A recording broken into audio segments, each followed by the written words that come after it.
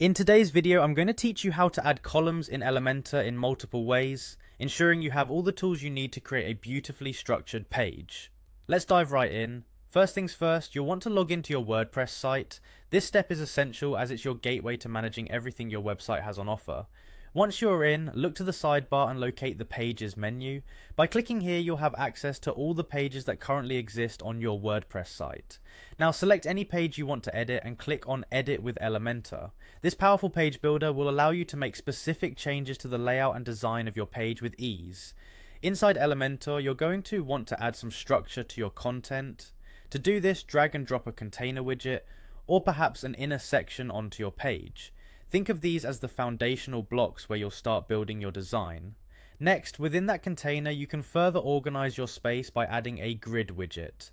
This allows you to finely tune how content is distributed across the page, and within those grid spaces, you can add various elements. Each element will reside in its own mini area, contributing to the overall look and feel of your page. Alternatively, you have the option to simply hit the plus icon on your page. It will prompt you to select a structure for your new section. If you're opting for a flexible layout, choosing Flexbox is a fantastic option. Flexbox is a CSS layout model that provides a more efficient way to arrange multiple elements within a container, even if you're not particularly tech savvy. Once you've made these selections, pick a structure from the presets available. This will determine how columns are laid out in this section. Now that you've got your layout in place, go ahead and start adding content elements.